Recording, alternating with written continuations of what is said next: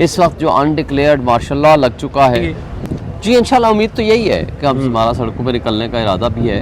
और एक ऑप्शन हमारा बहुत बड़ा ऑप्शन ये भी है, हमारी GTA के साथ भी मुलाकात पिछले हफ्ते हुई है। 1.62 बिलियन डॉलर का लॉस किया इस मुल्क को। और रिफॉर्म्स को छोड़ें, जो खराबियाँ हो चुकी हैं उनको तो ख़त्म करें ना। हर सेन आवाज़ जो आवाज़ है उसको दबाने के लिए। अस्सलाम वालेकुम नाज़रीन, इस वक्त मेरे साथ पाकिस्तान तहरीक इंसाफ के रहनुमा शुएब शाहीन साहब मौजूद हैं, सीनियर वकील हैं। सर बहुत शुक्रिया। सर सबसे पहले तो मैं आपसे ये जानना चाहूँगा कि ये PTI की डेलीगेशन की जो चीफ जस्टिस से मुलाकात हुई है, ये क्यों हुई है और क्यों उन्होंने बुलाया था? देखिए, उन्होंने तो पहले गवर्नमेंट वालों को बुलाया था जुडिशल रिफॉर्म्स के ऊपर, और उसके बाद उन्होंने कहा अपोजिशन से भी बात करेंगे, तो अपोजिशन से भी बात की उन्होंने।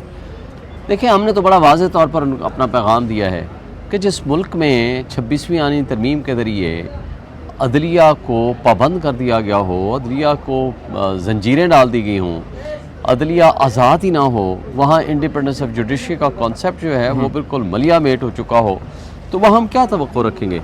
जहाँ आज सूरत हाल ये है कि पार्टी की लीडरशिप जो है वो अपने लीडर से, इमरान खान से मुलाकात नहीं कर सकती। आज ये पोजीशन है। मुलाकात कराने के लिए हम हाई कोर्ट्स में रिट पटिशन्स करते हैं, कंटेम्प्ट पटिशन्स करते हैं, और वो मुलाकातें नहीं होती। इस सारी चीज़ों को, और फिर जो रिफॉर्म्स की बात है और जो कुछ जिस अंदाज से ये रिफॉर्म्स की बात कर रहे हैं, अभी रिफॉर्म्स को छोड़ें, जो खराबियाँ हो चुकी हैं उनको तो ख़त्म करें।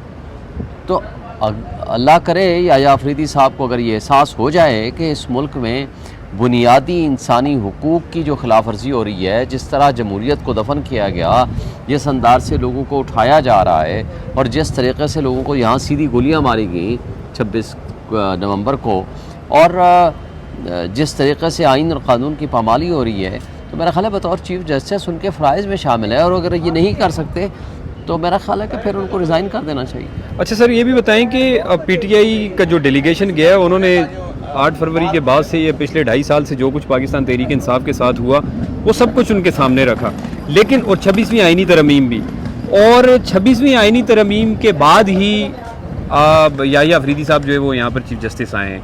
तो आप क्या समझते हैं? और इसके साथ साथ PTI जो है उनका ये बयानिया रहा है कि आला अदलिया आलाकार बनी रही है, तो मतलब उसके बाद कोई तवक्को है या उनके सामने जिस तरीके से तहफ़्फ़ुज़ात रखे गए हैं? उम्मीद पे दुनिया कायम है, हम डिसअपॉइंटेड तो नहीं होते, अल्लाह ताला रास्ता बनाएगा। लेकिन बात यह है कि हमारा फ़र्ज़ है कि हम सच बात इनके मुंह पे कहें भी, और सच का साथ दें, और तारीख़ के इस मोड़ पे हम सच्चाई के साथ खड़े हों और तारीख़ के दुरुस्त सिमत में खड़े हों।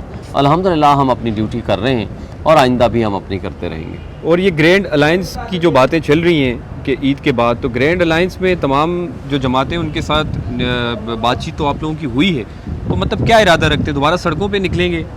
जी इंशाल्लाह उम्मीद तो यही है कि हमारा सड़कों पर निकलने का इरादा भी है। और एक ऑप्शन हमारा बहुत बड़ा ऑप्शन ये भी है, हमारी GTA के साथ भी मुलाकात पिछले हफ्ते हुई है। और हम ये समझते हैं कि देखें, तमाम जमहूरी ताकतों को यकजा हो के, इकट्ठे हो के इस वक्त मुल्क में होने वाले जमहूरियत कुश जो इक़दामात है उसकी मज़म्मत करनी चाहिए। जो इस वक्त आइन और क़ानून की बालादस्ती के लिए जो जदोजहद की जा सकती है, पुरअमन जदोजहद उसके लिए कोशिश करनी चाहिए। इस वक्त जो अनडिक्लेयर्ड मार्शल लॉ लग चुका है उसको दूर करने के लिए और लोगों को उनके हुकूक वापस कराने के लिए जितनी मेहनत और जदोजहद की ज़रूरत है उससे ज़्यादा हमें करने की ज़रूरत है, और हमें मिल के करनी होगी। अच्छा सर, ये PICA एक्ट के तहत पंजाब से 4-5 लोगों को उठाया गया है, आप समझते हैं कि तनकीद के अमल को ख़त्म करने के लिए PICA एक्ट लाया गया है? ये देखें, ये तो डिक्टेटरशिप लाने के लिए किया गया है ना। हर सेन आवाज़ जो आवाज़ है उसको दबाने के लिए। देखें, जमहूरियत की बुनियाद जो होती है ना, वो राइट टू स्पीक होती है, बोलने की आज़ादी होती है। जो शख्स बोलने की आज़ादी छीन लेगा, ना वहाँ जमहूरियत होगी, ना आइन होगा, ना कानून होगा।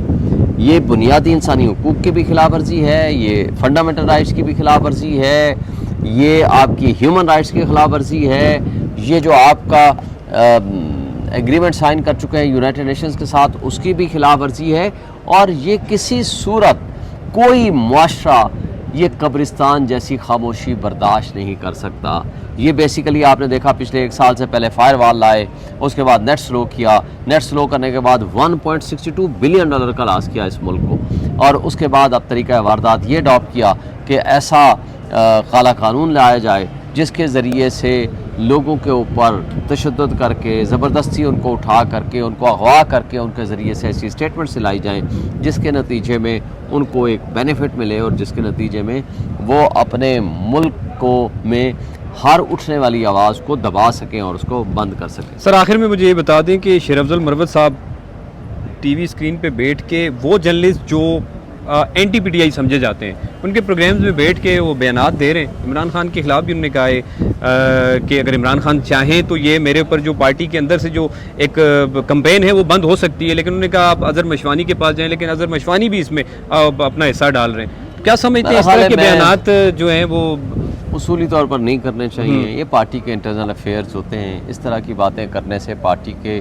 साख को नुकसान पहुंचता है, इससे अवॉइड करना चाहिए।